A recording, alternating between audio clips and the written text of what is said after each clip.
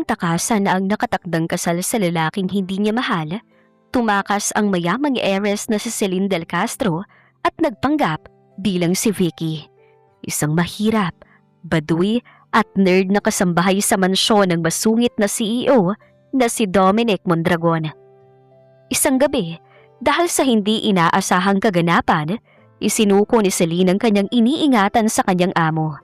Nabighani si Dominic sa hiwaga at kagandahan ng babae, kaya't ginawa niya ang lahat upang mahanap ito ng hindi namamalayang ang hinahanap niyang dream girl ay ang mismong kasambahay na araw-araw pala niyang nakakasama. Pagawa kayang ilaban ni Dominic ang babae, gayong alam niya na mahirap lamang ito, paano kung malaman niya ang totoo nitong pagkatao? Magandang araw, Angels. Isa na muling full story ang nais kong ibahagi sa inyo na siguradong magbibigay kilig at inspirasyon sa bawat isa.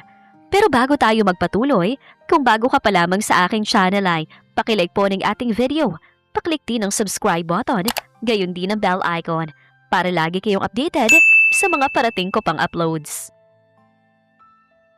Malamig ang hangin na tumatama sa balat ni Celine habang nakatitig sa makintab na kristal na baso sa kanyang harapan.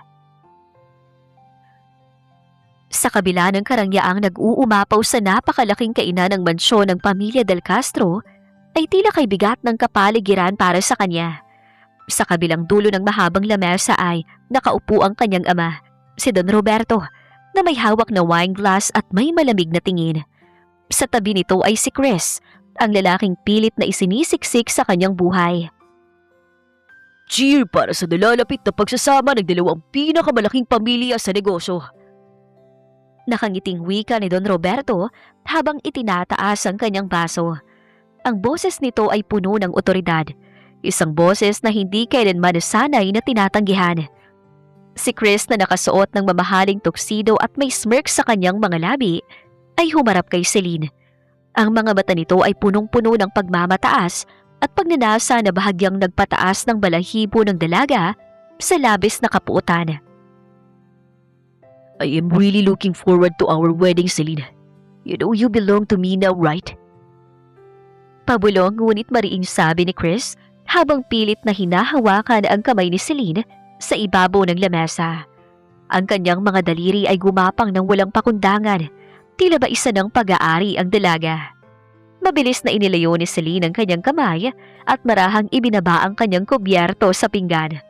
Ang tunog ng pilak na humampas sa porselana ay umawang sa katahimikan ng Celine. Galit niyang tiningnan si Chris bago ibinaling ang paningin sa kanyang ama. Hindi ako papayag sa kasal na ito, Papa. Direktang pahayag ni Celine sa malamig ngunit determinadong boses. Hindi ako makikipag-isang dibdib sa lalaking hindi ko mahal at lalong hindi ako magiging kasangkapan lamang para sa inyong mga negosyo. Napatigil si Don Roberto sa pag-inom. Bahagyang dumilim ang mukha ng matanda at ibinaba ang baso ng may lakas na nagpalikha ng matunog na ingay. Anong sinabi mo, Celine? Galit na tanong ni Don Roberto. Wala kang karapatang tumanggi sa akin. Ginagawa ko to para sa future mo at para sa pamilyang ito. Nakatakda ka na kay Chris at matututunan mo rin siyang mahalin pagkatapos ng kasal. Wala akong dapat matutunan sa isang lalaking tulad niya. Sagot ni Celine. Tuluyan ang tumayo mula sa kanyang upuan. Pera at kapangyarihan lang ang habol niya sa atin, Papa. Hindi niyo ba nakikita yun? O talagang mas mahalaga sa inyo ang mga shares sa korporasyon kesa sa sarili niyong anak? Umayos ka ng pananalita mo, Celine. Singhal ni Chris, tila napahiya sa mga sinabi ng dalaga. Tumayo rin ito at lumapit kay Celine. Pilit na hinawakan ng mahigpit ang bisig nito. Huwag kang magmalinis. Tutuusin ni napakaswerteng babae mo dahil ako napiling maging asawa mo. Huwag mo subukang ipahiya ang pamilya natin. Bitawan mo ko, Chris! Mariing utos ng dalaga habang pilit na kumakawala sa mahigpit na hawak nito. Ang galit sa kanyang puso ay tuluyan ng lumabas. Ang kontrol ng dalawang lalaking ito sa kanyang buhay ay umabot na sa hangganan. Bitawan mo siya, Chris. Maupo ka. Utos ni Don Roberto ngunit ang kanyang mga mata ay nanatiling nakatitig sa dalaga. Celine, bukas na bukas din ay magsisimula ng paghahanda para sa kasal ninyo. Wala kang pupuntahan at wala kang magagawa. Sa ayaw at sa gusto mo, ikakasal ka kay Chris. Huminga ng malalim si Celine. Tumingin siya sa kanyang ama. Ang lalaking dapat sana ay nagtatanggol sa kanya, ngunit siya pang nagtutulak sa kanya sa hukay. Sa sandaling yon, napagtanto ng dalaga na wala na siyang kinaharap sa loob ng mansyong iyon kung mananatili siyang sunod-sunuran. Nagkakamali kayo, Papa! Mahinahong sabi ni Celine, ngunit may lihim na pagpapasya sa kanyang mga mata. Hindi niyo hawak ang buhay ko! Mabilis na tumalikod ang dalaga at naglakad palabas ng dining hall kahit naririnig pa niya ang galit na sigaw ng kanyang ama at ang pagtawag ni Chris sa kanyang pangalan. Sa kanyang pag-akyat sa ikalawang palapag patungo sa kanyang silid, bumilis ang tibok ng kanyang puso. Alam niyang ito na ang huling gabi na tatapak siya sa bahay ni ito. Pagpasok niya sa kanyang silid, agad niyang inihanda ang kanyang sarili. Wala na siyang ibang pagpipilian pa kundi ang tumakas at magsimula ng bagong buhay kung saan malaya siyang mamuhay ayon sa sarili niyang kagustuhan. Malayo sa kapangyarihan ni Don Roberto at sa madilim na hinaharap kasama si Chris. Nang mag-alas 2 ng madaling araw, tulog na ang buong mansyon. Sa loob ng kanyang silid, tahimik na inilagay ni Celine ang ilang piraso ng simpleng damit sa isang lumang backpack. Iniiwasan niyang gumawa ng anumang ingay habang isinusuot ang isang simpleng t-shirt at maong. Iniiwan niya ang lahat ng marangyang alahas, mamahaling gamit at pati na rin ang kanyang credit cards at telepono na madaling matunto ng kanyang ama. Nang handa na ang lahat, dahan-dahan niyang binuksan ang pintuan ng kanyang silid. Sa pamamagitan ng pinto ng kusina sa likod ng mansyon, doon siya naglakad ng marahan.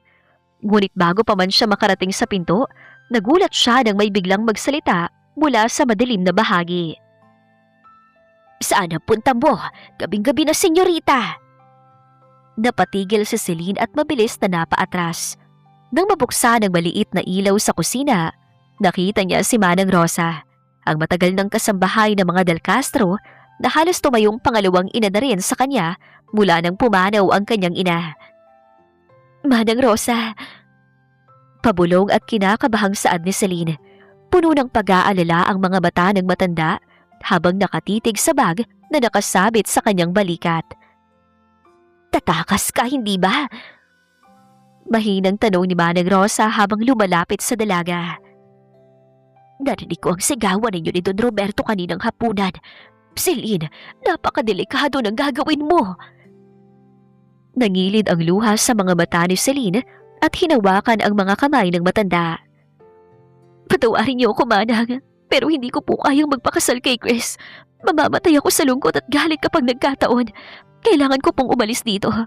Pakiusap, huwag niyo po akong isusumbong kay Papa. Napakibit balikat si Manang Rosa at bumuntong hininga. Naawa siya sa dalaga dahil alam niyang wala talagang puso si Chris at gagamitin lamang nito ang pamilya Del Castro. Naiintindihan kita, iha. Ayoko makita kang nagdurusa. Kaya tutulungan kita.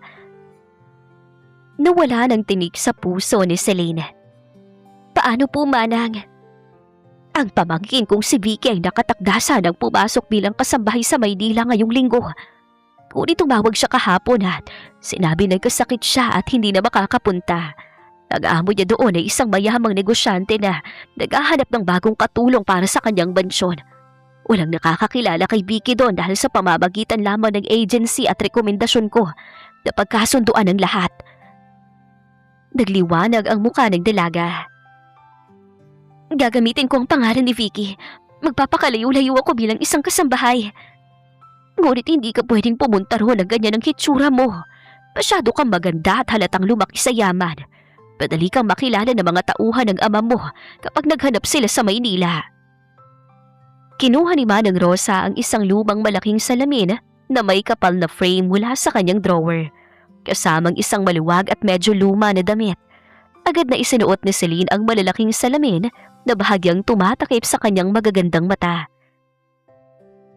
Itinali niya ng mahigpit at bagsak ang kanyang mahabang buhok at sinadyang lagyan ng bahagyang dumi o make-up ang kanyang buka upang magmukhang payak, malabo ang hitsura at hindi kaakit-akit.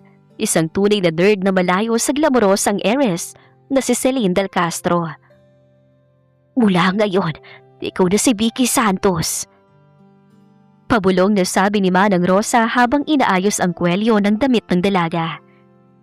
Eto ang kaunting pera na naipon ko. Sumakay ka ng bus patungong Maynila sa bayan. Ibibigay ko sa iyo ang address ng mansyon na bago mong amo. Mag-iingat ka dun, iha. Maraming salamat po, Manang. Hindi ko po kalilimutan ang utang na loob na ito. Umiiyak na yakap ni Celine sa matanda. Dumaan si Celine sa pinto sa likod at mabilis na tinahak ang madilim na daan palabas ng hasyenda. Bawat hakbang niya ay puno ng kaba, ngunit may kasamang lakas ng loob.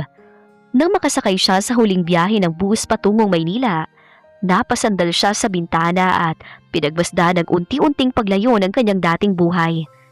Hindi niya alam kung ano naghihintay sa kanya sa malaking lungsod bilang isang kasambahay. Ang tangi lamang niyang alam ay malaya na siya mula sa kanyang ama at kay Chris. Ngunit wala siyang kamalay-malay na ang pupuntahan niyang tahanan ay pagmamayari ng isang makapangyarihang lalaki na magpapabago ng tuluyan sa kanyang kapalaran. Nakatayo si Celine sa harap ng isang napakataas at mamahaling condominium building sa gitna ng Bonifacio City. Huminga siya ng malalim habang inaayos ang kanyang malaking salamin na sadyang napakakapal ng grado kahit wala naman talagang grado at hindi na pababa ang maluwag at medyo luma niyang cardigans. Hawak niya sa kanyang kamay ang maliit na papel kung saan nakasulat ang floor at unit number ng kanyang bagong amo. Kaya mo to, Celine. Ibig kong sabihin, Vicky. Pabulong niyang paalala sa sarili bago pumasok sa nakalulang lobby. Pag-akyat sa penthouse sa pinakataas na palapag, pinindot niya ang doorbell. Pagkaraan ng ilang sandali, bumukas ang double doors at inilantad ang isang napakalawak, modernong apartment na minimalist ang disenyo. Ngunit higit sa ganda ng Celine, ang nakapukaw sa kanyang pansin ay ang lalaking nakatayo sa harapan niya. Napakataas nito, may matalas na jawline, bagsak at bahagyang gulo-gulong itim na buhok at mga matang kasing lamig ng yelo. Nakasuot ito ng nakabukas na puting polo shirt na nagpapakita ng magandang hugis ng balikat nito at nakadekwatro habang may hawak na tablet. Si Dominic Mondragon, ang isa sa pinakabata at pinakamayamang CEO sa buong bansa. Malamig siyang tinignan ni Dominic mula ulo hanggang paa. Kumunot ang noo ng lalaki sa nakitang hitsura ng bagong kasambahay. Ikaw bang nirecommend ni Rosa? Walang emosyon na tanong ni Dominic. Opo, sir. Pilit na pinalalim at ginawang medyo pautal-utal ni Celine ang kanyang boses habang nakayuko. Ako po si Vicky Santos, ang pamangkin po ni Manang Rosa. Isang malamig na singhal ang pumatak mula sa mga labi ng binata. Tumingin ka sa akin kapag kinakausap kita. Ayoko ng kasambahay na hindi makatitig ng diretso. Mabilis na nagtaas ng tingin si Celine. Pilit na inaayos ang salamin sa ilong upang lalong magmukhang nerd. Patawad po, Sir Dominic. Mabuti. Lumakad si Dominic patungo sa malaking leather sofa at umupo roon habang ibinababa ang tablet. Bagong lahat, gusto kong linawin sa iyo mga rules sa bahay na ito. Unang-una, ayoko ng maingay. Pangalawa, ayoko ng pakialamero sa mga personal kong gamit. At pangatlo, ang pinakamahalaga sa lahat, huwag kang pumasok sa master's bedroom ko kapag wala akong pahintulot. Naiintindihan ko po, sir. Mabilis na tango ni Celine. Kailan po ako magsisimula? Ngayon din.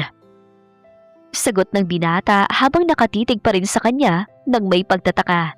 Tila sinusuri ang bawat anggulo ng mukha ng dalaga sa kabila ng napakalaking salamin at maluluwag na damit nito.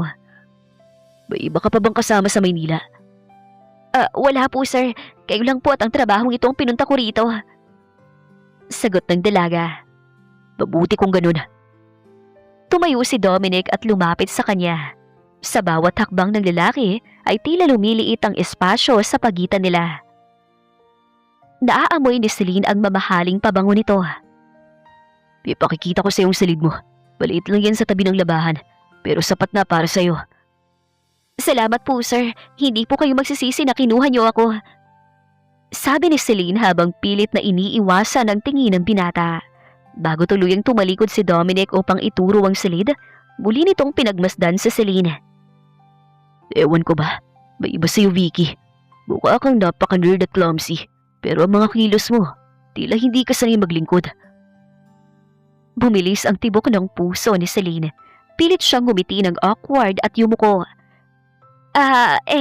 Sadyang medyo naiilang lang po ako dahil napakalaki at napakaganda po ng penthouse ninyo, Sir Dominic.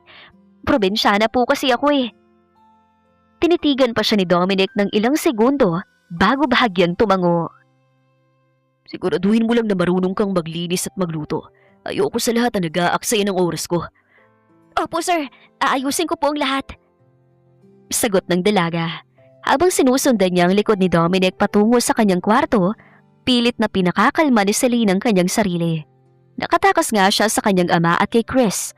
Ngunit tila mas malaking pagsubok ang haharapin niya sa piling ng napakasungit at napakatalas ng pakiramdam na CEO na ito. Aniya sa sarili. 3 araw na ang nakalipas mula na magsimulang magtrabaho si Celine sa napakalaking penthouse ni Dominic.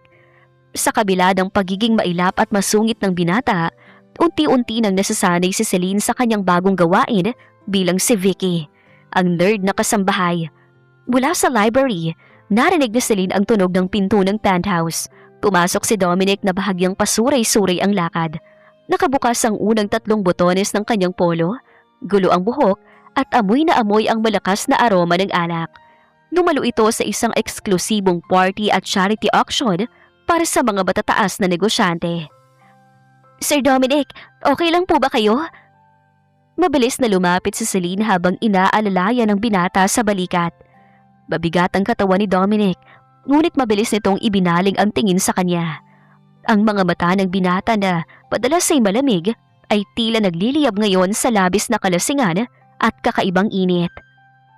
Layo ka, Vicky. Pabulong at paus na utos ni Dominic. Ngunit sa halip na itulak ang dalaga ay napahawak ito sa bewang ni Celine upang hindi matumba. Uminom ako ng alak sa party. Tila may inilagay ang sino man doon. I feel out of control. Bumilis ang tibok ng puso ni Celine. Napagtanto niyang nalagyan ng pampagising na gamot ang inumin ng kanyang amo. Isang maruming taktika sa mundo ng mga mayayaman na madalas din niyang marinig sa kanyang ama. Dadalhin ko po kayo sa kwarto ninyo, sir. Ipaghahanda ko kayo ng malamig na pampaligo. Nag-aalalang sabi ng dalaga. Inalalayan niya si Dominic papasok sa master's bedroom. Bagyang nabawasan ang pag-iingat ni Celine kaya sa pagmamadali ay natalisod siya sa gilid ng carpet. Sabay silang bumagsak sa malambot na king-size bed kung saan napadapa si Dominic sa tabi ng dalaga. Sa lakas ng pagbagsak, natanggal ang malaking salamin sa mata ni Celine at nahulog sa sahig. Ang nakatali niyang buhok ay tuluyang kumawala sa kanyang mga balikat. Nang magtagpo ang kanilang mga mata sa gitna ng bahagyang madilim na silid, napatigil si Dominic. Ang malalaking salamin na nagtatago sa ganda ng dalaga ay wala na. Sa ilalim ng dim light, nalantad ang porselanang balat ni Celine, ang kanyang mamula-mulang mga labi, at ang mga matang puno ng pag-aalala at inosenteng kagandahan. Ikaw? Nanginginig na saad ni Dominic habang nakatitig sa mukha ng dalaga. Nawala ang imahe ng clumsy at nerd na kasambahay. Ang nasa harap niya ngayon ay isang napakagandang babae na tila isang diyosa sa gitna ng dilim. Sino ka ba talaga? Sir Dominic, ang salamin ko po. Utal na sabi ni Celine habang pilit na humahanap ng daan palabas ng kwarto. Ngunit mas lalong humigpit ang hawak ni Dominic sa kanyang mga pulso. Hindi ka isang ordinaryong kasambahay. Bulong ni Dominic sa tabi ng kanyang tenga. Ang mainit na hininga ng binata ay nagdulot ng panginginig sa buong katawan ni Celine. Ang ganda mo. Dahil sa epekto ng alak at ng gamot, hindi na napigilan ni Dominic ang kanyang sarili. Yumuko siya at pilit na hinagka ng mga labi ni Celine. Isang napakatamis na halik ang ibinigay ng binata. Isang halik na nagpalambot sa tuhod at puso ng dalaga. Subalit sa kabila ng pananabik, marahang itinulak ni Celine ang balikat ng binata. Sir, pakiusap. Tumigil kayo. Nanginginig na pakiusap ni Celine kahit na ang sarili niyang puso ay mabilis na tumitibok para sa lalaking ito. Tumingin si Dominic sa kanyang mga mata, puno ng init at pagmamakaawa. Huwag kang umalis. Pakiusap. Ngayon lang. Sa gitna ng kalasingan ng binata at ng hindi maipaliwanag na init at simpatsya na naramdaman ni Celine para kay Dominic, unti-unting nawala ang kanyang pagtanggi. Sa gabing iyon, sa loob ng tahimik at madilim na kwarto, isinuko ni Celine ang kanyang kabirhenan sa kanyang amo.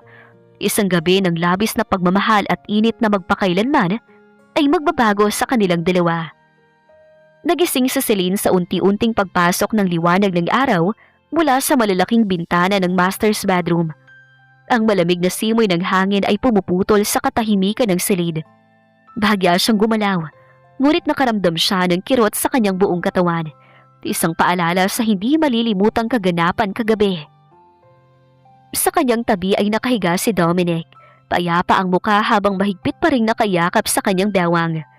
Napakislot ang puso ni Celine habang pinagmamasdan ang gwapong mukha ng binata. Sa kauna-unahang pagkakataon, nakita niya itong malayo sa malamig at formal na CEO na nakagisnan niya. Ngunit kasabay ng pananabik ay ang matinding takot at panginginig ng kanyang puso. Anong ginawa ko? Tanong niya sa sarili. Kapag nagising siya at nalaman niyang ako ang kasabahay niyang si Vicky, magtataka siya. At kapag nalaman ng ama ko kung nasaan ako, hindi lang ako malalagay sa panganib. Dahan-dahan at walang anumang nililikhang ingay, inalis na Celine ang braso ni Dominic na nakapatong sa kanya. Pilit niyang pinipigil ang kirot at dahan-dahang tumayo mula sa kama. Nakita niya ang bahid ng dugo sa malinis at puting line ng kama, isang patunay ng kanyang isinukong sarili. Mabilis siyang nagsuot ng kanyang damit.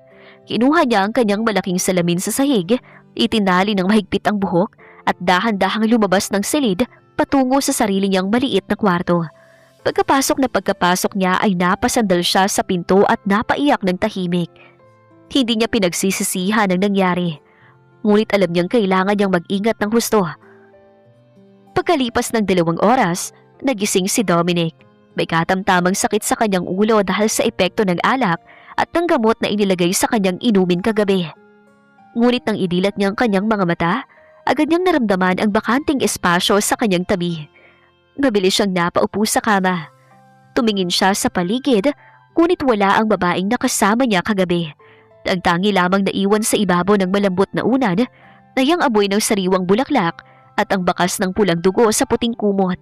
Patunay na isang dalaga at birhen ang kanyang nakasama sa magdamag. Nasaan siya? Pabulong na wika ni Dominic habang hawak ang kanyang ulo. Naalala niya ang napakagandang mukha ng babae, ang malambot nitong balat at ang mga matang punong-puno ng inosenteng kagandahan. Ngunit dahil sa labis na kalasingan at epekto ng gamot, tila nagtatagpo at naghahalo ang kanyang alaala. Hindi niya tiyak kung panaginip lamang ba ang lahat o totoong may babaeng pumasok sa kanyang silid. Dali-daling tumayo si Dominic, nagsuot ng robe at lumabas ng silid. Nakita niya si Celine sa kusina na naghahanda ng almusal. Nakasuot na naman ito ng maluluwag na damit, nakatali ang buhok at nakasuot ng napakalaking salamin. Vicky! Sigaw ni Dominic na may halong otoridad at pagkataranta. Napatalo naman sa gulat ang dalaga at mabilis na humarap. Nakayuko ang ulo. Sir Dominic, magandang umaga po. Nakahanda na po ang kape ninyo. Lumapit si Dominic at mabilis na hinawakan ang 2 balikat ni Celine. Dahilan upang mapatingin ang dalaga sa kanya. Sinuri ng binata ang mukha ni Celine. Ngunit sa kabila ng malaking salamin at ng dungis sa mukha nito, wala siyang makitang pagkakahawig sa napakagandang babae na nakasama niya kagabi. May pumasok ba sa silid ko kagabi? Mabilis na tanong ni Dominic habang ang mga mata ay matalim na nakatitig sa kanya. May nakita ka bang babaeng pumasok ko? Lumabas sa penthouse na ito. Nakadama ng takot at lumakas ang tibok sa puso ng dalaga ng sandaling iyon. Pilit niyang pinatatag ang kanyang boses at nagpanggap na naguguluhan. Pumasok po? Wala po sir. Nang maihatid ko po kayo sa kwarto ninyo kagabi dahil medyo lasing po kayo. Pumasok na po ako sa kwarto ko at natulog. Wala naman po akong narinig na iba. Napakunot ang noo ni Dominic at biglang napabuntong hininga. Binitawan niya ang balikat ni Celine at hinawakan ng sariling baba. Hindi. Sigurado kung may nakasama ako kagabi. Hindi yun isang panaginip. Giit ni Dominic habang pabalik-balik ang lakad. I felt her. She was pure at wala siyang karanasan. Kinuha ni Dominic ang kanyang telepono at mabilis na tinawagan ng kanyang pinagkakatiwalaang assistant at head of security na si Ronald. Ronald, pupunta ka rito sa penthouse ngayon din. Galit at seryosong utos ni Dominic sa telepono. Gusto kong suriin mong lahat ng CCTV footage sa hallway at elevator mula kagabi hanggang madaling araw. Magpadala ka ng tauhan. Hanapin ninyo ang babaeng pumasok sa unit ko kagabi. Tayo kung huminto kayo hanggat hindi nyo siya nakikita. Nakatayo lang si Celine sa tabihan. Hawak ang tray ng kape habang nanginginig ang mga kamay. Alam niya nagsimula na ang paghahanap sa kanya at hindi niya alam kung hanggang kailan niya maitatago ang katotohanan. Mabilis na dumating si Ronald sa penthouse habang hawak ang isang tablet at kasama ang 2 tauhan mula sa security team ng gusali. Sa loob ng malawak na living room, pabalik-balik ang lakad ni Dominic habang hawak ang isang tasa ng kape. Si Celine naman ay nakatayo sa isang sulok malapit sa kusina. Nakayuko at hawak ng mahigpit ang basahan habang pilit na pinakakalma ang mabilis na tibok ng kanyang puso. Anong nakuha mo sa mga security recording, Ronald? Kaagad na tanong ni Dominic nang makalapit ang lalaki.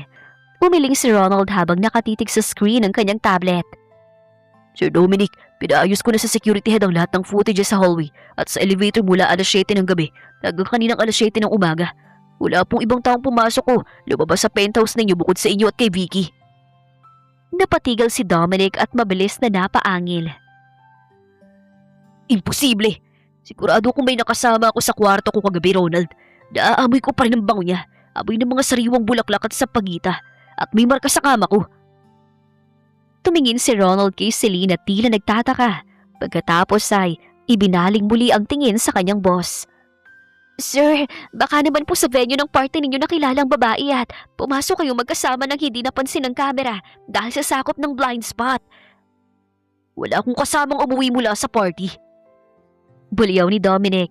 Lumapit ito sa bintana at tumingin sa malayo. Hawak ang kanyang sentido. May pumasok dito. O baka naman, may nagtatago rito. Biglang ibinaling ni Dominic ang kanyang tingin kay Celine. Ang panginginig sa katawan ng dalaga ay lalong lumala nang magsimulang maglakad ang binata patungo sa kanyang kinaroroonan. Vicky. Malamig na tawag ni Dominic. Sir Dominic? Pautal-utal na sagot ni Celine. Dahan-dahang nag-angat ng tingin habang inaayos ang napakalaking salamin sa kanyang ilong. Kagabi, nang ihatid mo ko sa kwarto ko, anong eksaktong nangyari? Matalim na tanong ni Dominic. Nakatitig ito sa kanyang mga mata. Tila gustong basahin ang bawat iniisip ng dalaga. Ano po sir? Natalisod po kayo sa pinto ng kwarto ninyo. Pagsisinungaling ni Celine habang pilit na pinalalalim ang boses at ginagawang clumsy ang posture. Inaalalayan ko po kayo patungo sa kama. Medyo malakas po ang kahapit ninyo sa akin kaya nagmadali akong umalis agad pagkababa ko sa inyo. Pagkatapos po noon, dumiretso na po ako sa kwarto ko para matulog. Wala ka talagang nakitang iba? Tanong muli ni Dominic. Lumapit pa ng isang hakbang kaya halos 3 pulgada na lamang ang distansya nila sa isa't isa. Wala ka narinig na pinto na bumukas? Wala po talaga Sir Dominic. Napahawak si Celine sa kanyang salamin na pilit niyang ibinababa para mas lalong magmukhang inosente. Patawad po, natataranta lang po ako. Pero saksi po ang taas, wala po akong ibang nakitang tao rito. Napatingin si Dominic sa mga labi ng dalaga. Bahagya siyang kumunot ng noo. Bakit tila pamilyar ang hugis ng mga labi niya? Wika ng binata. Ngunit nang tingnan niyang muli ang buong mukha nito, ang makapal na salamin, ang magulong buhok na nakatali, at ang maluwag at baduy na damit, mabilis niyang inalis ang isipang iyon. Napaka-imposible. Pabulong na sabi ni Dominic sa sarili bago humarap kay Ronald. Ronald, ipasuri mo sa laboratorio ang patak ng dugo at ang amoy ng pabango nasa kama ko. Gusto ko malaman kung anong uri ng bulaklak o pabango ang ginamit ng babaeng yun. At maglagay ka ng mga karagdagang investigador para magtanong-tanong sa buong gusali. Masusunod po, Sir Dominic. Sagot ni Ronald. Paano pong schedule ninyo ngayon sa opisina? May pagpupulong po kayo kasama ang mga bagong investors mula sa Del Castro Group. Napatigil naman si Celine nang marinig ang pangalan ng kumpanya ng kanyang ama. Bahagya siyang napaatras at napayuko, lalo upang hindi mapansin ang pagbabago sa kanyang ekspresyon. Ipagpaliban mo ng ibang meeting, pero ituloy mo ang sa Del Castro Group. Utos ni Dominic.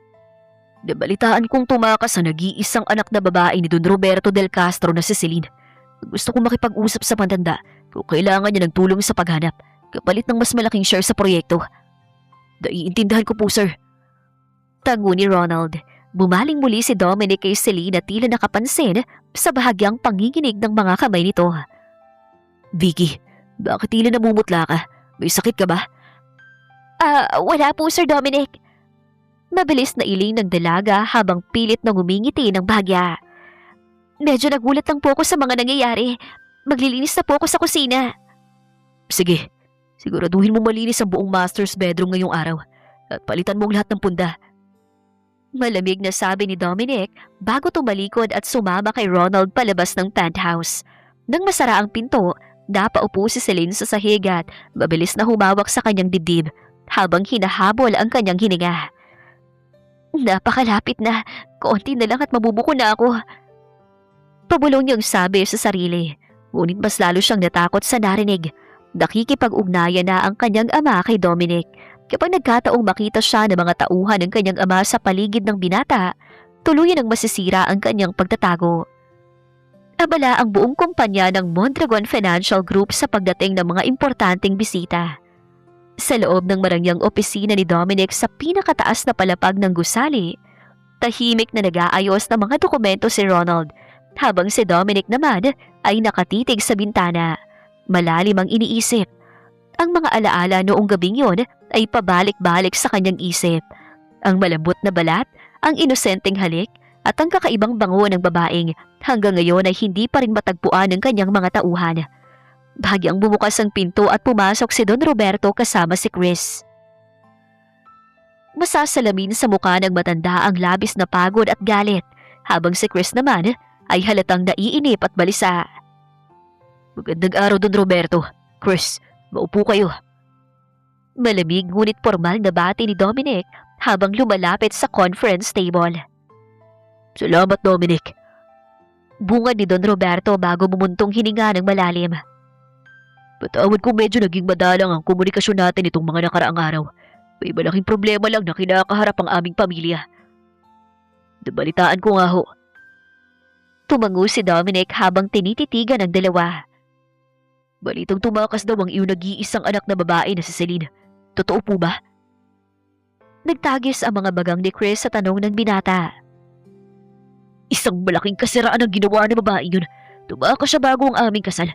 Pero huwag kang mag-alala, Dominic. Mahanap man natin siya o hindi. Matutuloy ang negosyo natin. Chris, manahimik ka! Mariing saway ni Don Roberto sa lalaki bago muling humarap kay Dominic. Dominic, gagamitin ko ang lahat ng aking koneksyon para mahanap si Celine. Ngunit habang wala pa siya, gusto kong tiyakin na mananatiling matatag ang pakikipagkasundo ng Del Castro Group sa kumpanya mo. Nag-uuyam na ngumiti si Dominic. Masisiguro mo lang yan kung makikita ninyo si Celine. Hindi ako nakikipagnegosyo sa pamilyang may malaking gulo at hindi maayos ang internal na pamamahala. Hanapin niyo muna ang anak mo, Don Roberto. Habang nagaganap ang tensyonadong pagpupulong sa opisina, sa penthouse naman ay abala si Celine sa paglilinis ng master's bedroom. Hawak niya ang mga bagong kumot at towel.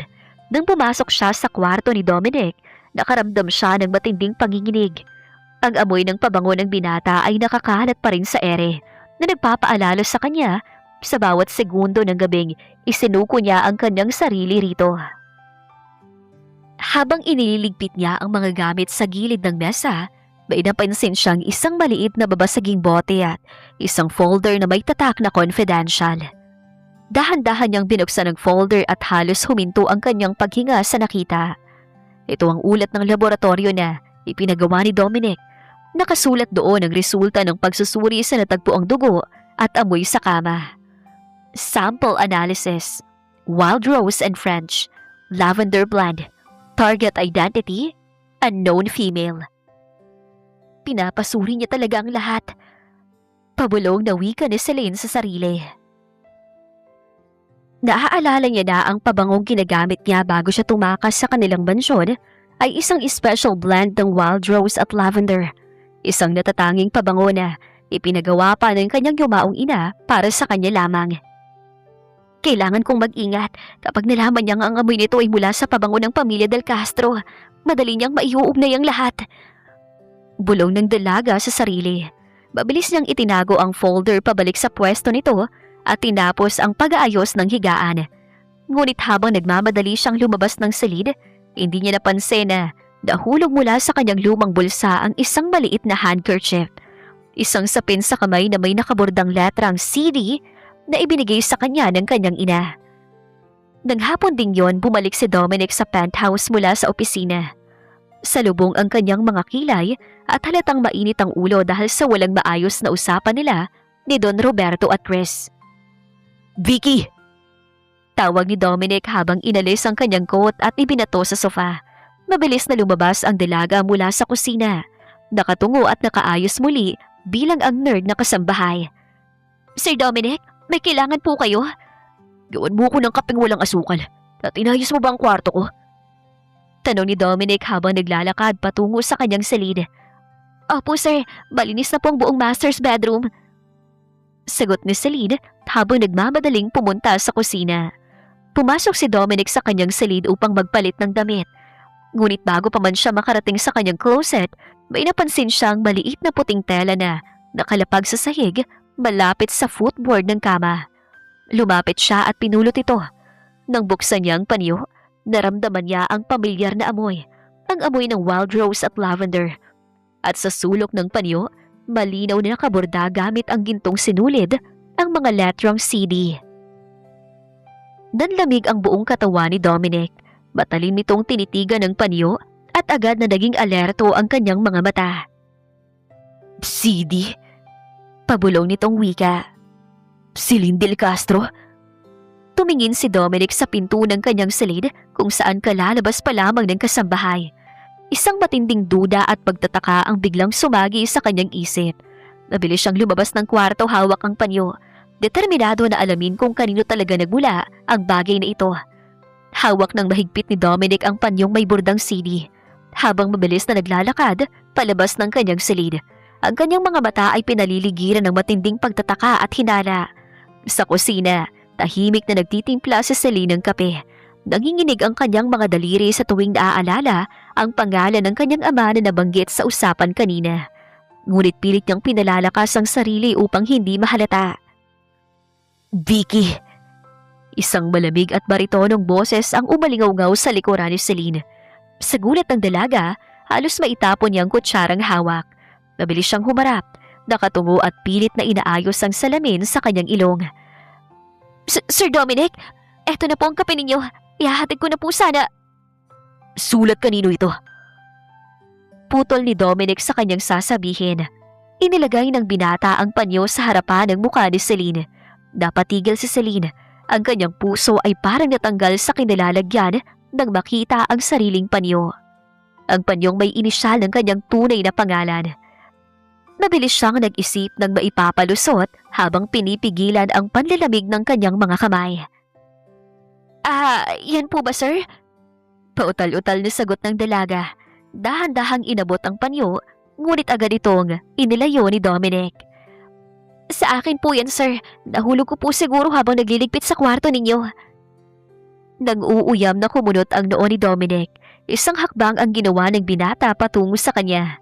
Dahilan upang mapaatras si Celine hanggang sa dumikit ang kanyang likod sa counter ng kusina. Sa'yo ito? Tanong ni Dominic habang matalim na nakatitig sa mga mata ng dalaga sa likod ng makapal na salamin. Bakit may nakapurdang CD sa panyong ito? Vicky Santos ang pangalan mo, hindi ba? Saan ang galing ang C at D? Napalunok ang dalaga. Naramdaman niyang mainit na hininga ng binata at ang matinding otoridad na ibinubuga nito. Yung C po ay para sa Clara. Ang pangalan po na yumaong ina ko. At ang D po ay para sa Torres. Ang apelido po niyo sa pagkadalaga. Ipinamana po sa akin ng mama ko yan bago siya mamatay. Sir, Hindi po sa akin ang initials. Sa mama ko po. Tinitigan siya ni Dominic ng matagal. Walang kurap ang mga mata ng binata habang sinusuri ang bawat galaw ng muka at labi ni Celine. Subalit sa kabila ng lohikong dahilan ng dalaga, may isang bagay pa rin nakakapagpagulo sa isip ng binata. Inilapit ni Dominic ang panyo sa kanyang ilong at inamoy ito. At ang amoy na ito, wild rose at lavender. Ito rin ang amoy na naiiwan sa kwarto ko.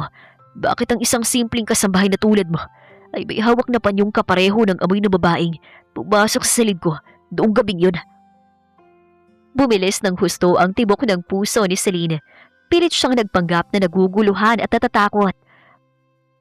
Sir Dominic, patawad po. Yan po kasi ang amoy ng sabong papaligo na ginagamit ko. Mura lang po yun ang mabibili sa palengke sa probinsya. Baka po nagkataon lang nakapareho ng amoy ng panauhin ninyo. Isang mahabang katahimikan ang bumalot sa pagitan nilang dalawa. Tila naglalaban ng hinala at lohika sa isip ni Dominic. Paano ngang isang tulad ni Vicky na clumsy, nakasalamin, maluwag ang mga damit at pautal-utal magsalita ay magiging ang napakagandang babae na nakasama niya sa kwarto.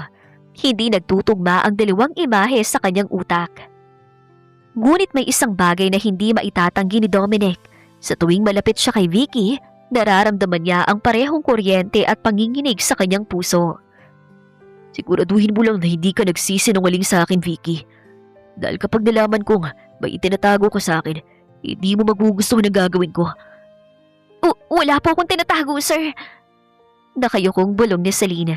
Kinuha ni Dominic ang kanyang kape at tumalikod. Ngunit bago ito tuluyang makalabas ng kusina, lumingon muli ang binata. Bukas ng gabi, may mahalagang dinner party sa penthouse. Mag-ahanda ka ng pagkain para sa 3 bisita. At siguraduhin mong aayusin mo ang hitsura mo. Ayoko na mukhang madungi sa harap ng mga bisita ko. Opo, Sir Dominic. Sagot ni Celine. Nang makalabas si Dominic, napasandal si Celine sa counter at hinawakan ang kanyang nanlalamig na pisngi. Muntik na. Napakalapit na niyang mabuko. Ngunit mas lalo siyang natakot sa sinabi ng binata tungkol sa dinner party bukas. Paano kung ang mga bisitang sinasabi nito ay ang kanyang ama at si Chris? Kapag nangyari yon, wala na siyang takas pa. Sumapit ang gabi ng itinakdang dinner party. Abala si Celine sa malawak na kusina habang inihahanda ang mga mamahaling pagkain. Mga recipe na natutunan niya sa kanilang mansyon, ngunit pilit niyang ginagawang simpleng ihain upang hindi maghinala si Dominic. Nakasuot pa rin siya ng maluluwag na damit, ngunit inayos niya ang kanyang malaking salamin at itinali ng maayos ang buhok gaya ng utos ng binata. Nang tumunog ang doorbell, pumasok si Dominic sa kusina habang nag-aayos ng kanyang polo. Napatingin siya kay Celine at tumango ng bahagya. Nakahanda na ba ang lahat, Vicky? Tanong ni Dominic habang ang mga mata ay mabilis na humagip sa mukha ng dalaga. Opo, Sir Dominic. Handa na po mga pagkain sa mesa. Nakayukong sagot ng dalaga. Mabuti. Papasukin mo mga bisita habang tinatapos ko lang ang tawag mula sa Hong Kong. Utos ng binata bago lumakad patungo sa library. Bumilis naman ang tibok ng puso ni Celine habang naglalakad patungo sa pinto. Kabado siya na baka ang kanyang ama na si Don Roberto o si Chris ang bumungad sa pinto. Huminga siya ng malalim, pinaluwag ang salamin sa ilong at dahan-dahang binuksan ang pinto. Ngunit hindi ang kanyang ama ang nakatayo roon. Isang napakagandang babae na nakasuot ng eleganteng pulang dress at may matataas na heels ang nakatayo sa labas. Kasama ang 2 lalaking nakasuot. Ang babae ay si Veronica, isang sikat na model at heiress ng isang malaking kumpanya na matagal nang balitang naghahabol kay Dominic. Good evening, is Dominic inside? Maarte na tanong ni Veronica habang tinititigan si Celine mula ulo hanggang paa nang may halong pandidiri. Opo ma'am, tuloy po kayo. Pautal-utal na sagot ni Celine habang gumitna upang papasukin ang bisita. Pumasok si Veronica at agad na inilagay ang kanyang mamahaling jacket sa mga kamay ni Celine nang walang kaabog-abog. Kunin mo ako ng champagne. Dalian mo. Nang lumabas si Dominic mula sa library, agad na nagbago ang aura ni Veronica. Tumakbo ito palapit sa binata at mabilis na yumakap sa leeg nito. Sabay halik sa pisngi ni Dominic. Dominic, babe! I missed you so much! Masayang bati ni Veronica sa malambing na boses. Bagyang napatigil si Celine habang hawak ang jacket. Sa hindi maipaliwanag na dahilan, nakaramdam siya ng matinding kirot at pag-init ng kanyang puso. Isang matinding selos na bigla niyang naramdaman. Nakita niyang hindi man lang itinulak ni Dominic si Veronica. Bagkus ay ngumiti pa ito ng bahagya at inilalayan ang dalaga patungo sa living room. Bakit ako nagsiselos? Kasambahay ka lang niya, Celine. At isa pa, nagtatago ka lang dito. Wala kang karapatang magselos. Sa buong duration ng hapunan, tahimik na nagsisilbi si Celine ng mga pagkain at inumin. Bawat pagtawa ni Veronica at bawat paghawak nito sa braso ni Dominic, habang nagkukwentuhan, ay tila matulis na bagay na tumutusok sa puso ni Celine. Mas lalo pang uminit ang kanyang ulo nang mapansin niyang tila hindi tumututol si Dominic sa paglalambing ni Veronica. Nang magdala si Celine ng panghimagas, sadyang iniharap ni Veronica ang kanyang kamay upang takpan ng plato, dahilan upang bahagyang maipatapon ni Celine ang kaunting syrup sa lamesa. Ouch! Ano ba yan? Sigaw ni Veronica sabay tayo, galit na nakatitig kay Celine. Dominic, look at your maid! Napaka-clumsy! Muntik na niyang madumi ng dress ko! Patawad po, ma'am. Hindi ko po sinasadya. Mabilis na pakiusap ni Celine habang kumuha ng basahan para punasan ang nasa. Umalis ka nga sa harap ko! Napakawala mong alam! Galit na singahal ni Veronica, sabay angat ng kamay para ipagpag ang dala ni Celine. Ngunit bago pa man makapagsalita muli si Veronica, mabilis na humawak si Dominic sa pulso ng modelo. Ang mukha ng binata ay biglang dumilim at naging malamig na kasing lamig ng yelo. Sobra ka na, Veronica! Malamig ngunit mariing sabi ni Dominic. Ang kanyang boses ay may dalang matinding banta na nagpatahimik sa buong silid. Babe, she's just a maid. Siya ang kasambahay ko sa bahay nito at wala kang karapatang sigawan o tratuhin siya ng ganyan sa harapan ko. Putol ni Dominic. Tumayo si Dominic at tiningnan si Celine. Vicky, pumasok ka muna sa kusina. Napatitig si Celine kay Dominic. Sa kabila ng selos na nararamdaman niya kanina, biglang napuno ng labis na kilig at gulat ang kanyang puso. Ipinagtanggol siya ng binata sa harap ng mayaman at magandang bisita nito. Nang makapasok si Celine sa kusina, mabilis niyang narinig ang pagtatapos ng hapunan. Hindi na itinuloy ni Dominic ang pakikipag-usap at formal na pinauwi si Veronica at ang mga kasama nito. Pagkalipas ng ilang minuto, pumasok si Dominic sa kusina. Nakasandal si Celine sa sink, nakatungo, lumapit ang binata at huminto mismo sa kanyang harapan. Nasaktan ka ba? Mahinahong tanong ni Dominic. Ang boses nito ay kapansin-pansing malambot kumpara sa karaniwang malamig nitong tono. Nag-angat ng tingin si Celine, nagtatagpo ang kanilang mga mata. Hindi po, Sir Dominic. Maraming salamat po sa pagtatanggol niyo sa akin. Tinitigan siya ni Dominic ng matagal. Hinawakan ng binata ang baba ni Celine at dahan-dahang inangat ang mukha ng dalaga. Ayoko nakikitang sinasaktan ka ng iba, Vicky.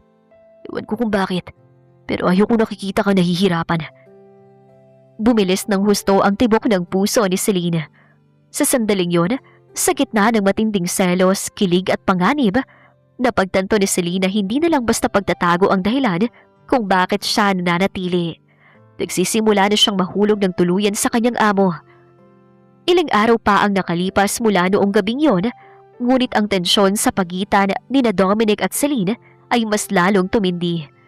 Sa kabila ng pagtatago ni Celine bilang ang clumsy at nerd na si Vicky, hindi maitatanggi ni Dominic na mas lalo siyang nauudyok na maging malapit sa dalaga. Bawat pagdadaitin ng kanilang mga balat kapag nag-aabot ng kape o nag-aayos ng mga dokumento ay nag-iiwan ng kakaibang kuryente sa kanilang dalawa. Isang hapon, pumasok muli si Veronica sa penthouse ng walang paalam. Gamit ang duplicate keycard na ibinigay sa kanya ng pamilya Mondragon noong araw, pumasok ito ng may dalang malaking shopping bag at isang bote ng mamahaling alak. Dominic, darling, I brought lunch for us. Masayang tawag ni Veronica habang dumidiretso sa living room. Nasa kusina si Celine at agad na nakaramdam ng selos nang marinig ang boses ng babae. Luhaan man at nagpapakumbaba noong nakaraang gabi, ngayon ay mas lalong naging agresibo si Veronica. Lumabas si Celine at nakita nitong nakaupo si Veronica sa tabi ni Dominic na kalalabas lang mula sa study room. Veronica, ano ba? Sabi ko sa'yo busy ako ngayong araw. Iritableng sabi ni Dominic habang pilit na inilalayo ang katawan sa dalaga. Ngunit pilit pa rin kumakapit si Veronica sa kanyang leeg at isinisiksik ang muka sa leeg ng binata. Come on, Dominic! Don't be like that! Malambing na bulong ni Veronica sabay halik sa leeg ng binata. Nakatayo si Celine sa hindi kalayuan habang hawak ang basahan. Ang kanyang mga kamay ay nanginginig sa matinding selos. Pilit niyang ipinapaalala sa sarili na wala siyang karapatang magalit dahil isa lamang siyang nagpapanggap na kasambahay. Ngunit ang makitang hawak at halika ng ibang babae si Dominic ay tila nagpasakit sa kanya. Dahil sa labis na selos at hindi na kayang tiisin ang nakikita, mabilis na tumalikod si Celine. Sa kanyang pagmamadali at panginginig, nabangga niya ang isang mamahaling ceramic vase na nakapatong sa side table. Lumalagapak na tunog ng nabasag na vase ang umalingaw-ngaw sa buong penthouse. Mabilis na napatayo si Dominic at naitulak si Veronica patabi. Vicky! Sigaw ni Dominic habang mabilis na lumalapit sa dalaga. Sorry po, patawad po Sir Dominic. Hindi ko po sinasadya. Maglilinis na po ako. Utal at umiiyak na sabi ni Celine. Mabilis siyang lumuhod sa sahig upang pulutin ang mga matutulis na bubog nang walang proteksyon sa kamay. Dahil sa labis na pagmamadali at pagkalito habang naguunahan ang mga luha sa kanyang mga mata, isang matalim na bubog ang tumusok sa kanyang hintuturo. Aray! Napasigaw sa sakit si Celine habang mabilis na tumulo ang dugo sa kanyang daliri. Vicky! Mabilis na lumuhod si Dominic sa tabi niya. Walang pakialam ang binata sa nabasag na mamahaling vase.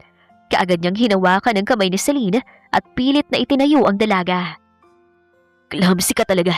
Bakit mo pinupulot yan ng nakakamay? Dominic, it's just a cheap vase and a nerd made. Let her clean it. Maarteng sigaw ni Veronica mula sa likuran. Mabilis na lumingon si Dominic kay Veronica. Ang kanyang mga mata ay nanlilisik sa galit. Umalis ka rito, Veronica. Gayon din. What?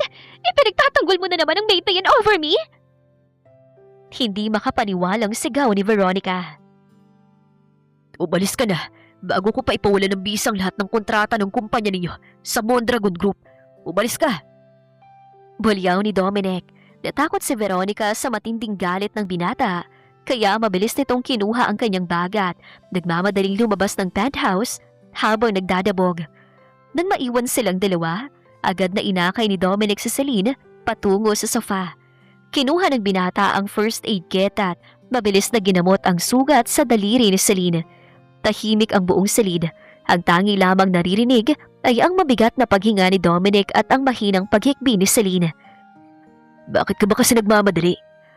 Mahinahong tanong ni Dominic habang dahan-dahang nilalagyan ng gasa at tape ang sugat ng dalaga. Nasaktan ka tuloy. Tumingin si Celine kay Dominic. Ang mga luha sa kanyang mga mata ay patuloy na pumapatak.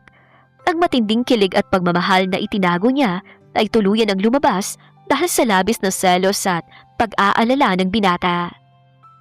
Bakit po ninyo ako ginaganito, Sir Dominic? Pabulong na tanong ni Celine sa gitna ng kanyang pag-iyak. Kasambahin niyo lang po ako. Bakit po ninyo ako ipinagtatanggol ng ganito? Napatigil si Dominic sa pag-aayos ng gauze. Tumingin siya ng diretso sa mga mata ni Celine. Dahan-dahan itong inabot ang malaking salamin ng dalaga at dahan-dahang tinanggal ito mula sa kanyang muka. Nang mawala ang salamin, muling nalantad ang napakagandang muka ni Celine. Ang parehong muka na gabi-gabi niyang napapanaginipan mula noong gabing iyon. Dahil hindi ka lang basta kasambahay para sa akin, Vicky. O sino ka man talaga. Bulong ni Dominic sa matinding baritonong boses.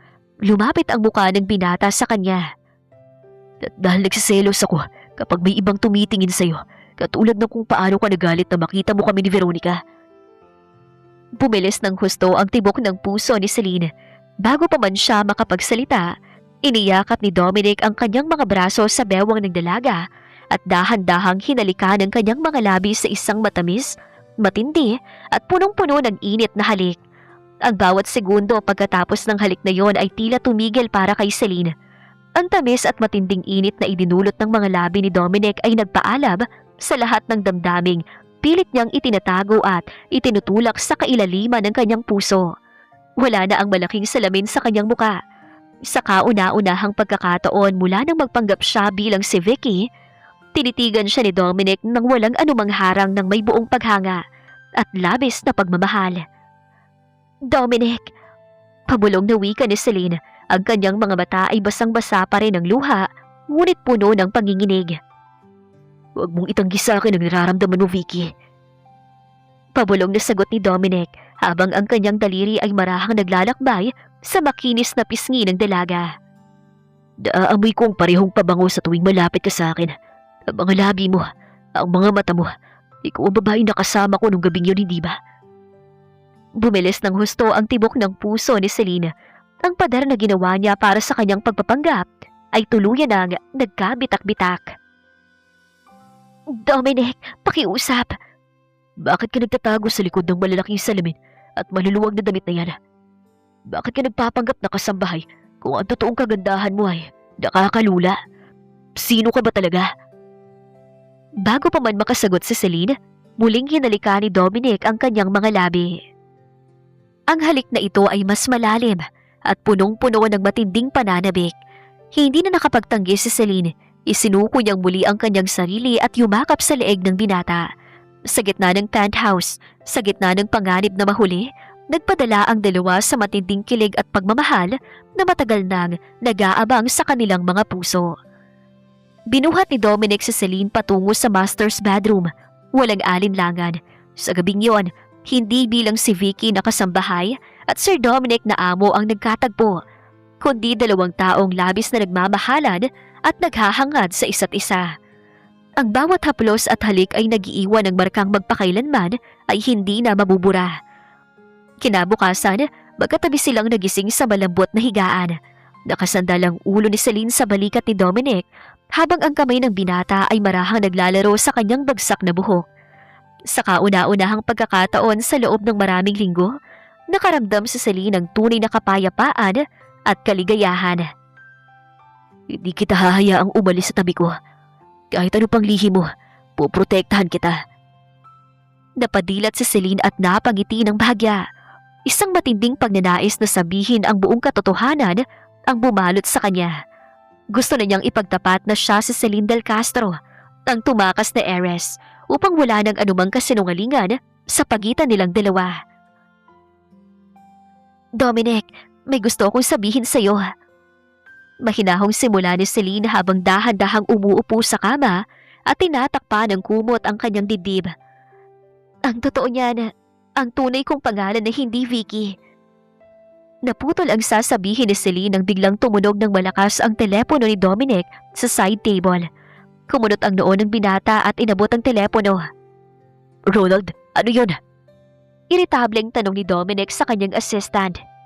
Sir Dominic, mag-ingat po kayo. Nagmamadali at kabadong boses ni Ronald mula sa kabilang linya. Sa ilalim na po ng building si Don Roberto Del Castro at si Chris kasama ang mga armado nilang tauhan at ang pulisya. Natunto na po nila ang lokasyon ni Celine Del Castro gamit ang isang private investigator. Sinusugod nila ang penthouse ninyo ngayon din. Napatayo si Dominic mula sa kama. Nagdilim ang kanyang muka. Anong sinabi mo? Narinig rin ni Celine ang sinabi ng lalaki sa speakerphone.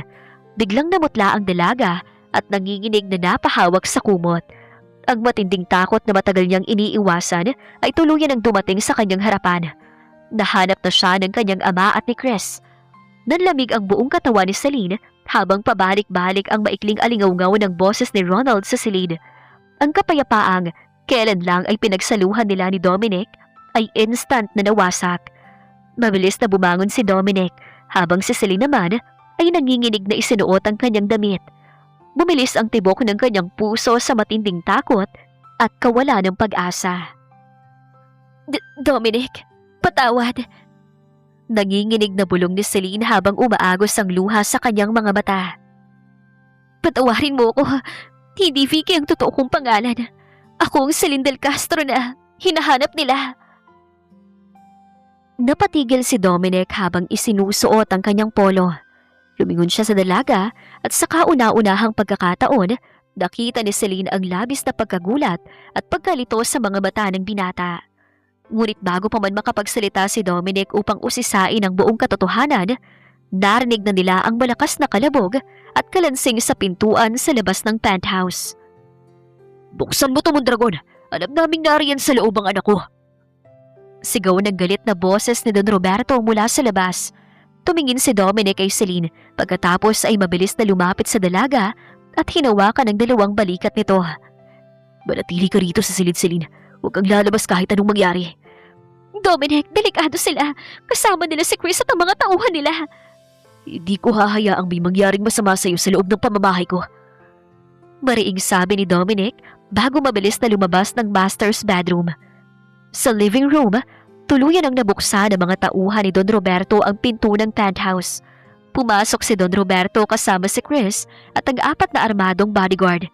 Kasunod din nilang pumasok si Ronald na halatang pilit na humaharang, ngunit naitulak lamang ng mga lalaki. "Anong kaguluhan ito, Don Roberto?" Malamig at matalim na sigaw ni Dominic habang naglalakad patungo sa gitna ng silid. Walang anumang takot sa kanyang muka. "Huwag ka na magkaila, Dominic!" Singhal ni Chris habang galit na nakatitig sa binata. "Nalaman ng private investigator namin na dito nagtatago si Celine sa penthouse mo. Ginawa mo pa siyang kasambahay para lang maitago sa amin.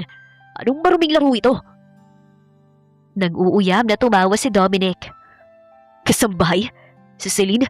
Baka nagkakamali kayo na pinupuntahan. Ang kasambahay ko rito ay si Vicky." "Huwag mo akong gamitan ng mga kasinungalingan mo, Mondragon." Galit na sabi ni Don Roberto habang ibinabagsak ang kanyang hawak na tungkod sa sahig. "May nakakita sa kanya. Ilabas mo ang anak ko ngayon din kung ayaw mong ipasara ko ang kumpanya mo at idaan natin ito sa maruming paraan." Sa loob ng master's bedroom, hindi na kayang tiisin ni Celine ang naririnig na sigawan. Alam niyang kapag nagkaroon ng kaguluhan, idadamay ng kanyang ama ang negosyo at buhay ni Dominic. Ayaw niyang mapahamak ang lalaking mahal niya ng dahil sa kanya. Kinuha niya ang kanyang ekstrang susi sa ibabaw ng drawer at dahan-dahang binuksan ang pinto. "Celine, wag!" Sigaw ni Dominic nang makitang lalabas ang dalaga. Ngunit huli na ang lahat. Lumabas si Celine mula sa silid. Walang salamin, nakabagsak ang buhok at nakatayo ng straight at formal. Sa kabila ng simpleng damit, ang kanyang likas na ganda at dangal bilang isang Del Castro ay muling inilantad sa harap ng lahat. Napatigil si Don Roberto. Si Chris naman ay napasinghap at nanlaki ang mga mata sa nakitang ganda ng dalaga na mas lalo pang naging kaakit-akit kumpara noong huli silang magkita. "Celine!" Sigaw ni Chris sabay hakbang patungo sa kanya. "Ikaw nga! Ang lakas ng loob mong magtago rito, kasamang lalaking ito." Mabilis na humarang si Dominic sa pagitan ni Celine at ni Chris. Matalim na nakatitig sa huli. "Huwag kang hahakbang ng mas malapit sa kanya kung ayaw mong saktan kita. Umayos ka, Celine. Sumawa ka sa amin ngayon din. Nakatakda na ang kasal niyo ni Chris ngayong linggo. Nagdulot ka na ng sapat na kahihiyan sa pamilya natin." Galit na utos ni Don Roberto. "Hindi ako sasama sa inyo, Papa." Matapang na sagot ni Celine. Ang kanyang boses ay nanginginig sa galit at luha. "Hindi ako magpapakasal kay Chris. Mas gusto ko pang mawala kaysa maging asawa ng isang lalaking walang ibang hangarin kundi ang pera at kapangyarihan mo." "Wala kang karapatang tumanggi." Bulyaw ni Don Roberto bago ibinaling ang tingin sa kanyang mga bodyguard. "Kunin niyo na siya. Kalagkarin niyo palabas." Mabilis na kumilos ang dalawang armadong tauhan, ngunit bago pa man nila mahawakan si Celine, mabilis na sumuntok si Dominic sa mukha ng unang lalaki dahilan upang matumba ito sa sahig. Kinuha ni Ronald ang pagkakataon upang pigilan ng isa pa. "Walang sino man ang hawak sa kanya." Galit na sigaw ni Dominic habang itinutulak si Celine sa kanyang likuran upang protektahan. "Sumusobra ka na, Dominic." Galit na sigaw ni Chris sabay bunot ng isang armas mula sa kanyang jacket at itinutok ito ng diretso sa dibdib ni Dominic. Napatigil ang lahat sa loob ng penthouse. Nanlamig si Celine at napahawak sa braso ni Dominic. Chris, ibaba mo yan! Utos ni Don Roberto, ngunit galit na ang mga bata ng binata. Hindi ako papayag na agawin mo sa akin ang napatay sa akin, Mondragon. Sigaw ni Chris. Si Celine ay nakatadhana sa akin. Ang mga ari-arian ng Del Castro ay sa akin. Tinitigan siya ni Dominic nang walang anumang takot. Iputok mo yan, Chris. Pero sisiguraduhin ko sa'yo. Bago ka makalabas ng gusaling ito, mabubulok ka na sa kulungan o nakalibing ka na sa lupa. Sa gitna ng matinding tensyon at banta ng armas, umiiyak na pumasok si Celine sa pagitan nila upang takpan si Dominic ng sarili niyang katawan. Huwag, Chris! Pakiusap! Huwag mo siyang saktan! Sasama na ako! Sasama na ako sa inyo! Huwag mo lang siyang sasaktan! Celine, no! Sigaw ni Dominic habang pilit na hinahawakan ng dalaga. Tumingin si Celine kay Dominic. Ang mga mata ay punong-puno ng labis na pagmamahal at sakit. Patawarin mo ako, Dominic. Mahal kita. Ayaw ko mapahama ka ng dahil sa akin. Nag-uuyam na tumawa si Chris at mabilis na hinawakan ng mahigpit ang braso ni Celine habang nakatutok pa rin ang armas kay Dominic. Basunurin ka naman pala. Halika na!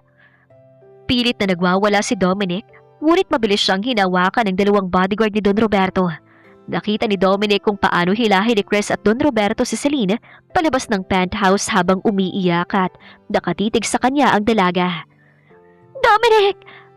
Sigaw ni Celine habang isinasara ang pinto. Nang makalabas sa mga ito, sa galit ay mabilis siyang nakawala sa dalawang bodyguard at napaluhod sa sahig. Ang matinding galit at selos na nararamdaman niya sa paghawak ni Chris kay Celine ay tuluyan ang nagpawala sa kanyang buong pagkatao. Sir Dominic, okay lang po ba kayo? Nag-aalalang tanong ni Ronald habang tinutulungang tumayo ang boss. Tumingin si Dominic kay Ronald. Ang kanyang mga bata ay nagliliyab sa matinding paghangad ng ganti at proteksyon. Ronald, ianda mo ang lahat ng tauhan natin. Ianda mo ang mga abogado, ang media, at ang lahat ng koneksyon natin sa gobyerno. Sisirahin ko ang Del Castro Group at ang pamilya ni Chris. Babuwiin natin si Celine. Nakakulong si Celine sa kanyang dating silid sa mansyon ng mga Del Castro. 2 araw na ang nakakalipas mula nang kuhaling siya ng pilit ni Don Roberto at Chris mula sa penthouse ni Dominic. Nakabantay sa labas ng kanyang pinto ang 4 na armadong tauhan, habang ang kanyang telepono at lahat ng paraan ng komunikasyon ay tuluyang kinukumpiska. Umiiyak si Celine habang nakatingin sa bintana. Hawak ang panyo na may amoy pa rin ng pabango at alaala ng gabi nila ni Dominic. Dominic, nasan ka na? Pabulong at nanginginig niyang saad sa gitna ng kadiliman. Samantala, sa loob ng 2 araw na yon, walang tulog si Dominic. Gamit ang buong kapangyarihan at yaman ng Mondragon Financial Group, isinagawa niya ang isang pag-atake sa negosyo ng mga Del Castro at ng pamilya ni Chris. Inilantad ni Ronald sa media at sa stock exchange ang lahat ng illegal na transaksyon, maanumalyang kontrata at tax evasion ng 2 pamilya. Sa loob lamang ng 48 oras, bumagsak ang presyo ng shares ng Del Castro Group at naglabas na ang korte ng warrant of arrest para kay Chris dahil sa illegal na paghawak ng armas at panggigipit. Sa library ng mansyon ng Del Castro, nagkakaroon ng matinding pagtatalo sina Don Roberto at Chris. Siraan ang negosyo natin, Chris! Galit na sigaw ni Don Roberto habang nakatitig sa mga balita sa telebisyon. Babagsak na ang mga kumpanya natin. Ginigipit tayo ng mga Mondragon sa lahat ng bangko at merkado. Huwag ka mag-alala, Don Roberto. Matutuloy ang kasal namin ni Celine ngayong gabi rin. Kapag naging asawa ko na siya, mapipilitan ng mga Mondragon na huminto sa pag-atake para protektahan ang pangalan ng pamilya ninyo. Bahihibang ka na! Sigaw ng matanda. Bubukas ng marahas ang pinto ng mansyon at pumasok si Celine na hawak ng isa sa mga tauhan ni Chris. Nakasuot ang dalaga ng isang simpleng puting wedding dress na pilit na ipinasuot sa kanya. Pakawalan niyo ako! Chris, nahihibang ka na! Galit na sigaw ni Celine habang pilit na lumalaban sa hawak ng lalaki. Manahimik ka, Celine. Sa ayaw at sa gusto mo, ikakasal tayo ngayon din sa harap ng piskal na pupunta rito. Magiging akin ka lang. Wala nang makakaagaw sa'yo. Kahit ang napakayabang mong si Dominic. Ngunit bago pa man makapagsalita muli si Chris, biglang narinig ang malakas na pagsabog sa harapan ng mansyon. Bumagsak ang malaking pinto ng mansyon kasabay ng pagpasok ng dose-dose ng mga pulis at mga taga-NBI. Kasama ang security force ng Mondragon Group. Sa gitna ng usok at kaguluhan, dahan-dahan naglakad at pumasok si Dominic. Nakasuot ito ng itim na suit, matalim ang tingin at may dalang walang katulad na otoridad at galit. Dominic! Napasigaw sa galit at gulat si Chris. Mabilis niyang hinila si Celine at itinutok ang armas sa ulo ng dalaga. Huwag kayong lalapit. Isang hakbang pa. Patatamaan ko ang babaeng ito. Dominic! Umiiyak na sigaw ni Celine. Matalim na tiningnan ni Dominic si Chris. Walang takot sa kanyang mga mata, kundi purong galit at pagnanais na protektahan ang babaeng mahal niya. Itatak mo sa utak mo ito, Chris. Kapag kinalabit mo yan, sisiguraduhin kong hindi ka na makakalabas ng buhay sa silid na ito. I don't care. Kung hindi siya magiging akin, walang makakakuha sa kanya. Sigaw ni Chris, nanginginig ang mga daliri sa galit. Sa bilis ng kidlat, habang nakatutok ang pansin ni Chris kay Dominic, mabilis na ginamit ni Celine ang kanyang natitirang lakas. Iniyuko niya ang kanyang ulo at mabilis na itinama ang kanyang siko sa tiyan ni Chris, dahilan upang mapabitaw ang lalaki sa kanya at mawala ng balance. Pumutok ang armas sa kisame. Bago pa man makabawi si Chris, mabilis na sumugod si Dominic at ginawa ng isang napakalakas na suntok sa mukha si Chris, dahilan upang humampas ito sa semento at mawala ng balay. Mabilis na lumapit ang mga pulis upang pusasan at hulihin si Chris, pati na rin ang mga armadong tauhan nito. Napatigil ang buong silid habang pinalilibutan ng mga otoridad si Don Roberto na wala nang nagawa kundi ang mapaluhod sa matinding pagkatalo at pagkasira ng kanyang negosyo. Humarap si Dominic kay Celine. Ang galit nitong mukha ay agad na lumambot nang makita ang umiiyak na dalaga. Dahan-dahan siyang lumapit at niyakap ng napakahigpit si Celine na agad namang sumiksik sa kanyang balikat. Ligtas ka na, Celine. Ligtas ka na, love. Pabulong at malambing na sabi ni Dominic habang hinahalikan ang buhok ng dalaga. Dominic, patawarin mo ako sa lahat ng lihim ko. Umiiyak na pakiusap ni Celine habang nakayakap sa kanyang bewang. Inangat ni Dominic ang mukha ni Celine at pinunasan ang mga luha sa kanyang pisngi. Wala kang dapat ipagpaumanhin, love. Nalaman ko ng lahat mula sa pagpapanggap mo bilang si Vicky hanggang sa dahilan ng pagtakas mo. Wala akong pakialam sa nakaraan mo, sa apelido mo. Ang mahalaga lang sa akin ay ikaw. Dahan-dahan silang nagkatitigan bago ginawa ni Dominic ng halik ang mga labi ni Celine na punong-puno ng ginhawa at pagmamahal sa harap ng lahat. Iniligtas niya ang dalaga mula sa madilim nitong nakaraan at handa na silang harapin ang bagong simula ng magkasama.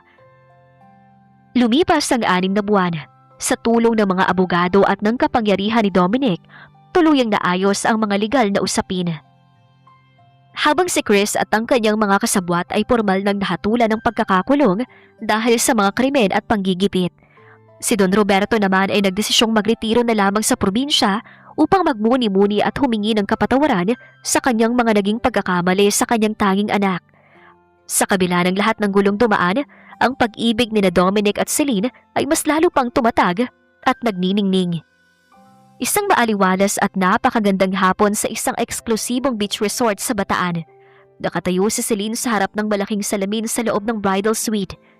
Nakasuot siya ng isang napakagandang custom-made white lace wedding gown na may mahabang veil na tumatama sa sahig. Ang kanyang buhok ay nakaayos ng napaka-elegante at ang kanyang muka ay nag-aapaw sa likas na kagandahan. Walang makapal na salamin, walang dungis at walang pagpapanggap. Bumukas ang pinto ng silid at pumasok si Manang Rosa. Napahawak ang matanda sa kanyang dibdib habang nangingilid ang mga luha sa kanyang mga mata nang makita ang dalaga. Senyorita ko, napakaganda mo. Pabulong na wika ni Manang Rosa habang lumalapit at hinahawakan ang mga kamay ni Celine. Naaalala ko pa nung gabi na lumabas ka sa pinto ng kusina na nakasalamin at nakasuot ng luma't maluwag na damit. At tingnan mo ngayon, Isang napakagandang prinsesa na haharap sa lalaking tunay na nagmamahal sa'yo. Masaya ako para sa'yo, iha. Ngumiti si Celine at niyakap ng mahigpit ang matanda. Maraming salamat po, Manang Rosa. Kung hindi po dahil sa inyo at sa pagtulong ninyo sa akin na magpanggap bilang si Vicky, hindi ko po makikilala si Dominic. Kayo po naging tulay ng lahat ng ito. Tadhana ang gumawa ng paraan, Celine. Ang pag-ibig ang nakahanap sa'yo. Malambing na sagot ng matanda. Nang tumunog ang mahinang musika ng kasal mula sa dalampasigan, nagsimula na ang seremonya. Sa ilalim ng magandang kalangitan at sa tabi ng kumikinang na dagat, naglakad si Celine sa altar. Ang bawat hakbang niya sa ibabaw ng puting buhangin na pinalalamutian ng mga sariwang wild rose at lavender. Ang paborito niyang pango ay punong-puno ng galak at kapayapaan. Sa dulo ng aisle ay nakatayo si Dominic. Nakasuot ito ng napakagwapong cream tuxedo. Habang pinagmamasdan ng binata ang dahan-dahang paglapit ng kanyang bride, hindi nito napigilang lumuha sa matinding emosyon at pasasalamat. Nang makarating si Celine sa harapan, inabot ni Dominic ang kanyang kamay at dahan-dahang inangat ang veil ng dalaga. Tinitigan niyang mga mata ng kanyang asawa ng may matinding kilig at paghanga. You look breathtaking, my Celine. Bulong ni Dominic sa kanya. At ikaw naman ang pinakagwapong amo na nakilala ko, Sir Dominic. Biro at ngiti ni Celine na nagpatawa ng mahinang bahagya sa binata. Sa harap ng pare ng kanilang mga malalapit na kaibigan at ni Ronald na nagsilbing best man, isinagawa ang palitan ng vows. Celine, simula ni Dominic habang hawak ng mahigpit ang mga kamay ng dalaga. pumasok ka sa buhay ko bilang si Vicky. Ang akala ko ay isa ka lang amang clumsy at tahimik na kasambahay. Ngunit hindi ko alam na ikaw palang kumpletong pagbabago na hinahanap ng puso ko. Mula sa gabing yun na ibinigay mo sa akin ang iyong sarili at iyong puso, naging lihim kitang hinanap. At nung nalaman ko ang katotohanan, napagtanto kong hindi ko na kayang mabuhay nang wala ka. I promise to love you, protect you, and cherish you in every identity, in every moment, for the rest of my life. Nangilid ang luha sa mga mata ni Celine habang pilit na gumingiti. Dominic, tumakas ako mula sa isang buhay na puno ng kontrol at kawalan ng kalayaan. Nagpanggap ako bilang si Vicky upang magtago. Ngunit sa piling mo, natagpuan ko ang tunay kong tahanan. Hindi mo lang ako iniligtas sa mga taong gustong kumontrol sa akin, kundi tinuruan mo rin ako magmahal ng buong buo at walang takot. Mula ngayon at magpakailanman, ako yung kasambahay, yung prinsesa at yung asawa na magmamahal sa'yo hanggang sa huling hininga ko. Mahal na mahal kita, love. Sa ngalan ng Diyos at ng ating mga saksi, idinideklara ko kayo bilang mag-asawa. You may now kiss the bride. Pahayag ng pare. Humarap si Dominic kay Celine, iniyakap ang kanyang mga braso sa bewang ng dalaga at hinalikan ang kanyang mga labi sa isang napakatamis sa gitna ng malakas na palakpakan at hiyawa ng mga panauhin. Pagkalipas pa ang ilang buwan, nang sandaling yon sa master bedroom, nakasandal si Celine sa balikat ni Dominic habang pinagmamasdan ang magandang tanawin ng mga ilaw sa lungsod mula sa malaking bintana. Marahang hinahaplos ni Dominic ang buhok ng kanyang asawa. Alam mo ba, hanggang ngayon, paminsan-minsan na namimiss ko pa rin ang makapal mong salamin at ang maluluwag mong damit. Natawa ng mahina si Celine at hinalikan ang baba ng kanyang asawa. Talaga? Gusto mo bang magsuot ulit ako ng salamin at magpanggap bilang si Vicky ngayong gabi? Bahagyang tumaan ang nakakalokong ngiti sa mga labi ni Dominic bago ito yumukod at humalik sa leeg ng asawa. Kahit anong itsura mo, Celine, ikaw at ikaw lang ang babaeng magpapatibok ng puso ko. Pero mas maganda kung mananatili kang ganyan. Ang aking magandang asawa na magiging ina ng ating kauna-unahang anak. Napatigil si Celine at nag-angat ng tingin sa binata. Puno ng gulat at saya ang kanyang mga mata. Paano mo nalaman? Ngumiti si Dominic at inilabas ang isang maliit na papel mula sa kanyang bulsa. Ang resulta ng check-up ni Celine noong isang araw na lihim na kinuha ni Ronald. Wala kang maitatagong lihim sa akin, Mrs. Mondragon. At yun ang pinakamagandang balita na natanggap ko sa buong buhay ko. Pangako, magiging mabuting asawa pa ako lalo at ama sa ating magiging anak. Mahal na mahal kita, wifey. Buong puso na saad ni Dominic. Napakasaya naman ni Celine ng sandaling yon dahil hindi siya nagkamali ng kanyang desisyon na tumakas sa probinsya nila dahil nakilala niya ang lalaking mamahalin niya habang buhay. Kontento at buo na ang pagkatao niya kasama ng kanyang asawa. Ang tunay na pag-ibig ay hindi nababatay sa panlabas na anyo, estado sa lipunan o kapangyarihan. Nakikita at nararamdaman ito ng ating puso. Ipinapakita ng kwento ni na Dominic at Selena ang katapatan, lakas ng loob na ipaglaban ng sarili at ang kahandaang protektahan ng mahal sa buhay ang tunay na pundasyon ng isang matatag na relasyon. Kung ikaw ang nasa kalagayan ni Celine, maglalakas loob ka rin bang tumakas at magpanggap bilang ibang tao para sa sarili mong kalayaan at pag-ibig? O kung ikaw naman si Dominic, papatawarin mo ba agad ang taong mahal mo pagkatapos mong malaman